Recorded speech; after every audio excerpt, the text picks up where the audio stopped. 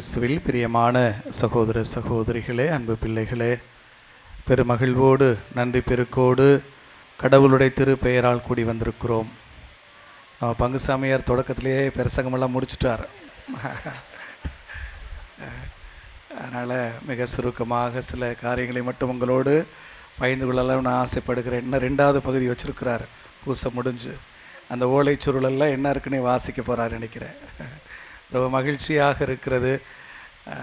300 ஆண்டுகால தொன்மையான ஒரு ஆலயத்தின் முன் நின்று கொண்டிருக்கிறோம் என்பது, வீரமாமுனிவர் போன்ற பெரும் மனிதர்கள் எல்லாம் நடந்த பூமியில் வந்திருக்கிறோம் என்பது அத்துணை மகிழ்ச்சியாக ஆனந்தமாக இருக்கிறது.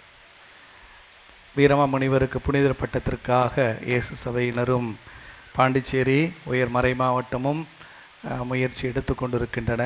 நாங்களும் சேர்ந்து கொண்டிருக்கிறோம். அந்த முயற்சியில் மிக விரைவாக அவர் புனிதர் பட்டம் பெறுவார் என்பது நமது நம்பிக்கை. அதற்கு முன்பாகவே அவருக்கு நாம் மாடமும் வைத்து விட்டோம்.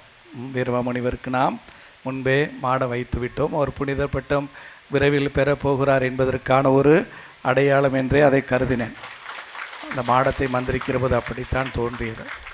அவருக்கு புனிதர் பட்டம் கொடுக்கவில்லை என்றால் வேறு யாருக்கு கொடுப்பது என்று கேட்கக்கூடிய அளவுக்கு அத்துணை சிறப்புக்குரிய ஒருவர். தந்தை தொடக்கத்திலே சொன்னது போல அவர் செய்த நற்செய்தி பணியாக இருக்கட்டும், மருத்துவ பணி உட்பட்ட பிற பணிகளாக இருக்கட்டும், அத்துணைக்கு மேலாக அவர் ஆற்றிய தமிழ் தொண்டாக இருக்கட்டும். நாம் உரைநடை வாசிப்பதற்கே சிரமப்படுகிறோம். தமிழ் செய்யுள் வடித்து, அகராதி படைத்து, இலக்கணம் படைத்து, இலக்கியங்கள் படைத்து யோசித்து கூட பார்க்க முடியவில்லை.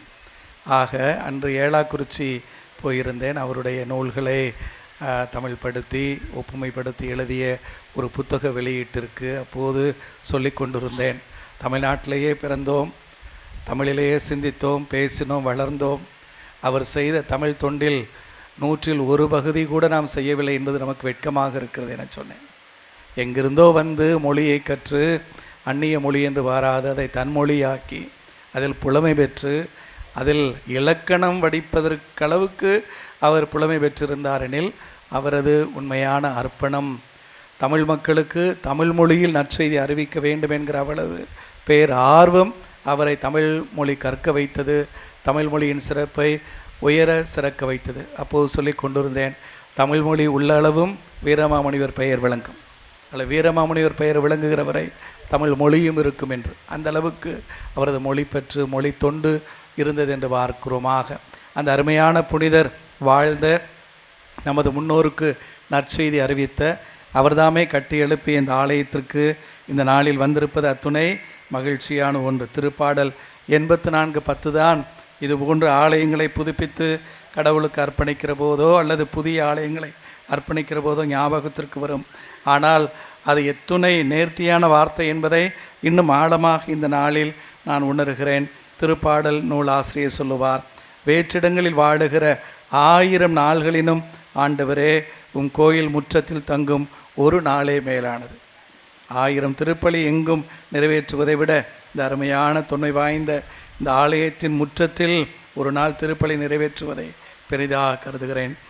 ஆக கடவுளது இல்லத்தில் வாயிற் காவலனாக இருப்பதே இனிமையானது என சொல்லுவார். கோயிலுக்கு கூட போக தேவையில்லை, அந்த கோயில் வாட்ச்மேனாக வாயிற் காவலனாக இருப்பதே எனக்கு பெருமை சிறப்பு என்று அந்த நூலாசிரியர் சொல்லுவார். பிரியமானவர்களே, இன்று குருக்கள் நாங்கள் ஜெபிக்க வேண்டிய திரு அவையின் திருப்புகழ் மாலை திருப்பாடல் 8 ஒரு பாடலாக கொடுத்திருந்தது.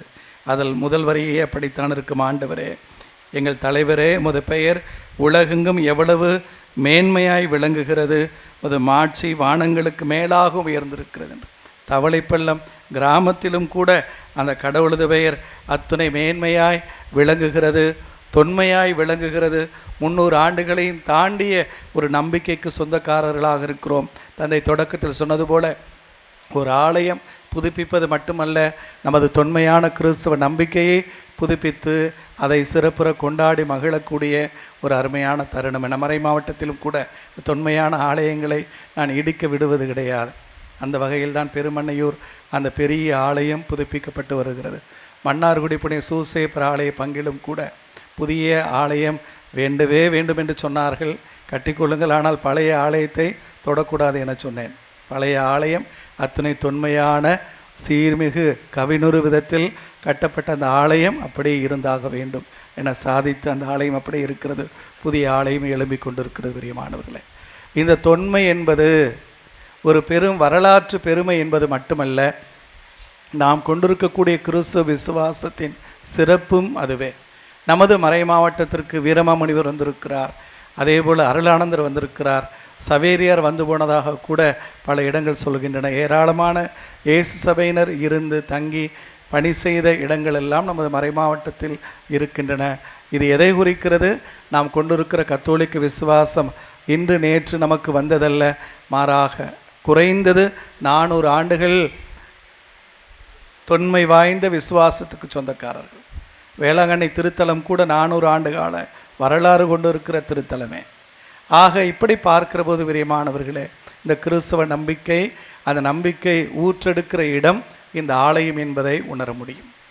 ஆக கிறிஸ்தவர்கள் நம்மை பொறுத்தவரை கிறிஸ்தவ வாழ்வு என்பது வேறு, நமது பொது வாழ்வு என்பது வேறு என்றெல்லாம் ஒருபோதும் பிரித்து பார்க்க முடியாது. இன்றைய திருப்புகழ் மாலையின் இறைவார்த்தை பகுதி கூட இதுதான். ரோமியருக்கு எழுதப்பட்ட திருமுகம் 14ஆம் அதிகாரம் 8-9 இறைவார்த்தைகளில் பவுலடியார் சொல்லுவார், வாழ்ந்தாலும் நாம் ஆண்டவருக்கென்றே வாழ்கிறோம், இறந்தாலும் ஆண்டவருக்கென்றே இறக்கிறோம். ஆகவே வாழ்ந்தாலும் இறந்தாலும் நாம் ஆண்டவருக்கே உரியவர்களாய் இருக்கிறோம் என்று சொல்லுவார். வாழ்ந்தாலும் இறந்தாலும் ஆண்டவருக்கே உரியவர்கள்.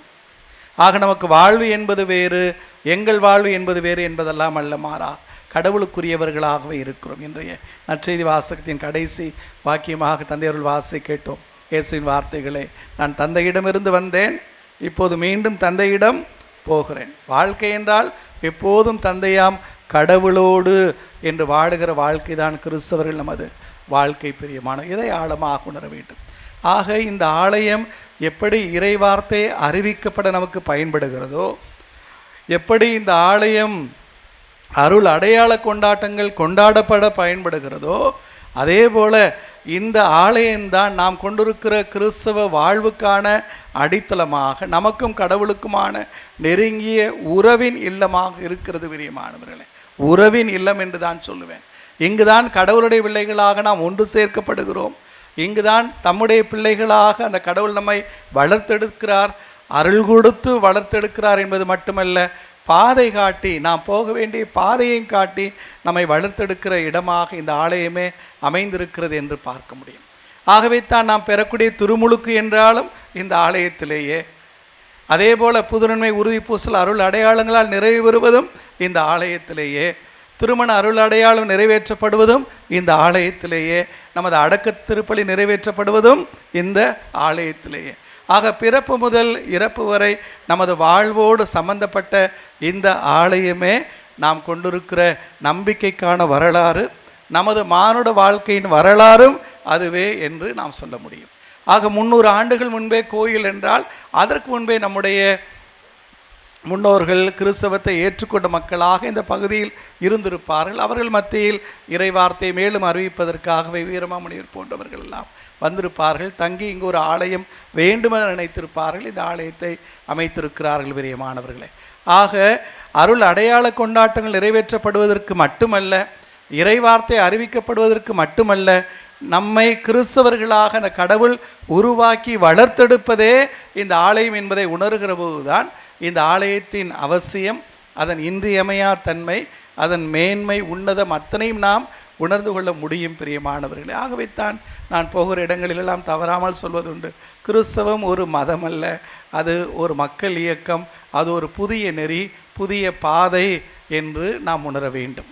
ஆக கடவுளையும் அடுத்திருக்கிற மனிதரையும் ஒரு சேர அன்பு செய்து வாழ்வதற்கான அழைப்பு, அந்த அழைப்பில் வாழ வேண்டிய பாதையை நமக்கு காட்டக்கூடிய ஒரு நெறி, அந்த நெறி அன்பு நெறியாக இருக்கிறது. கடவுளையும் அடுத்திருக்கிற மனிதரையும் ஒரு சேர அன்பு செய்ய கடவுள் விடுக்கக்கூடிய அழைப்பாக இருக்கிறது. மத்தேயு நற்செய்தி 22ஆம் அதிகாரம் 37 இறைவார்த்தை முதல் அதைத்தான் வாசிக்கிறோம். உன் கடவுளை அன்பு செய், உன் முழு இதயத்தோடு, முழு உள்ளத்தோடு, முழு மனதோடு, முழு ஆற்றலோடு. உனக்கு அடுத்திருப்பவரை அன்பு செய், உன் முழு உள்ளத்தோடு, முழு இதயத்தோடு, முழு மனதோடு, உன் முழு ஆற்றலோடு. மத்தேயு சொல்லுவார், மிக தெளிவாக சொல்லுவார், இவை இருவேறு கட்டளைகள் அல்ல, மாறாக முதலாவது கட்டளைக்கு இணையான இரண்டாவது கட்டளை என்று சொல்லுவார். தண்டவாளம் போல இணையான இரண்டு கட்டளைகள் என்று சொல்லுவார். ஒன்றில்லாமல் ஒன்று இல்லை. கடவுளை அன்பு செய்யாது அடுத்திருப்பவரை அன்பு செய்ய முடியாது, அடுத்திருப்பவரை அன்பு செய்யாது கடவுளை அன்பு செய்ய முடியாது என்று நமக்கு சொல்லப்படுகிற அழுத்தமான ஆழமான அறநெறி நமது கிறிஸ்துவ வாழ்க்கை என்று பார்க்க வேண்டும். வீரமாமுனிவர் போன்றவர்கள் எல்லாம் இந்த அறநெறியை போதிக்கத்தான் வந்தார்களே ஒழிய சமயத்தை மதத்தை நிறுவுவதற்காக வரவில்லை. அவர்கள் எல்லாம் அடிப்படையில் நற்செய்தி பணியாளர்களைத்தான் வந்தார். திருத்தந்தையாகவோ ஆயர்களாகவோ அதிகாரம் கொண்ட மனிதர்களாகவோ வரவில்லை. மாறாக நற்செய்தி பணியாளர்களாக தமிழ் தொண்டாற்றி நற்செய்தி தொண்டாற்றி கிறிஸ்தவ நற்செய்தியை எங்கும் கொண்டு செல்ல வேண்டும் என்கிறது ஆர்வத்தோடு பணி செய்தவர்களாகவே அவர்களை பார்க்கிறோம். கிறிஸ்தவம் அடிப்படையில் மனிதர்களுக்கு 3 அழைப்பு விடுக்கிறது. லேவியர் நூல் 19ஆம் அதிகாரம் 2வது இறைவார்த்தையில் கடவுள் சொல்வதாக மோசே தன் மக்களுக்கு சொல்லுவார், உங்கள் கடவுளாகிய நான் தூயவராகவே நீங்களும் தூயவராக இருங்கள். நான் தூயவராக இருக்கிறேன், நீங்களும் தூயவர்களாக இருங்கள். நாம் ஏன் தூயவர்களாக இருக்க வேண்டும்? நம் தந்தையாம் கடவுள் தூயவராக இருக்கிறார். நாம் எப்படி தூயவர்களாக இருக்க வேண்டும்? நம் தந்தையாம் கடவுளைப் போலவே தூயவராக இருக்க வேண்டும் என்று. அதே போல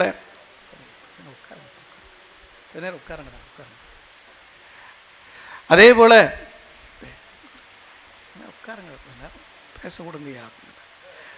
மத்தேயு நற்செய்தி 5ஆம் அதிகாரம் 48வது இறைவார்த்தையில் வாசிக்கிறோம், உங்கள் விண்ணக தந்தை நிறைவுள்ளவராக இருப்பது போல நீங்களும் நிறைவுள்ளவர்களாக இருங்கள் என்று சொல்லுவார் இயேசு. நாம் ஏன் நிறைவுள்ளவர்களாக இருக்க வேண்டும்? நம் விண்ணக தந்தை நிறைவுள்ளவராக இருக்கிறார். நாம் எப்படி நிறைவுள்ளவர்களாக இருக்க வேண்டும்? அந்த விண்ணக தந்தையைப் போலவே நிறைவுள்ளவர்களாக இருக்க வேண்டும். இப்படி கடவுளைப் போல தூயவர்களாக நிறைவுள்ளவர்களாக வாழ்வது எப்படி? லூக்கா நற்செய்தி 6ஆம் அதிகாரம் 36வது இறைவார்த்தை சொல்லுகிறது, உங்கள் விண்ணக தந்தை இரக்கமுள்ளவராக இருப்பது போல நீங்களும் இரக்கமுள்ளவர்களாக இருங்கள். நீங்கள் ஏன் இரக்கமுள்ளவர்களாக இருக்க வேண்டும்? உங்கள் விண்ணக தந்தை இரக்கமுள்ளவராக இருக்கிறார். நீங்கள் எப்படி இரக்கமுள்ளவராக இருக்க வேண்டும்? உங்கள் விண்ணக தந்தை இரக்கமுள்ளவராக இருக்கிறார் என்று வருகிற போது வந்தவுடன் உங்கள் பங்கு தந்தை ஒரு வறிய குடும்பத்திற்கு கட்டப்பட்ட ஒரு புதிய இல்லத்தை புனிதப்படுத்துமாறு சொன்னார். அங்கு போய் தான் வந்தேன். மறைமாவட்டம் கொஞ்சம் உதவி செய்தது. நமது பங்கை சார்ந்தவர்கள் குடும்பங்கள் எல்லாம் சேர்ந்து அந்த வறிய குடும்பத்திற்கு ஒரு அழகிய இல்லத்தை இன்று சொந்தமாக்கி இருக்கிறார்கள். இதைத்தான் கிறிஸ்தவ நெறி என்று சொல்வேன். இதான் கிறிஸ்தவ வாழ்க்கை முறை என்று சொல்லுவேன். ஆக கட்டப்பட்ட இந்த ஆலயத்திற்கு இணையானது அல்லது புதுப்பிக்கப்பட்ட இந்த ஆலயத்திற்கு இணையான ஒரு நற்செயல் அந்த வறிய குடும்பத்திற்கு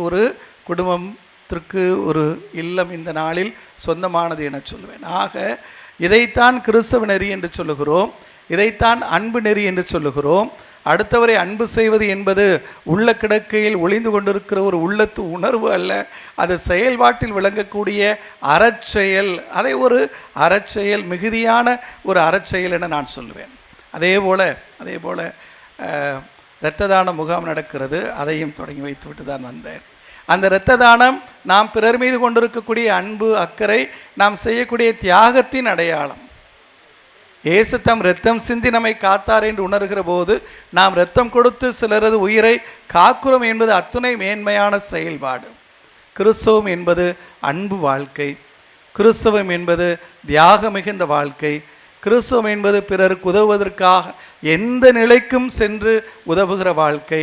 அத்தனையும் இழந்து பிறருக்காக வாழுகிற ஒரு வாழ்க்கை என்பதை நமக்கு உணர்த்தக்கூடிய இடம் இந்த ஆலயம் என உணர வேண்டும் பிரியமானவர்களே.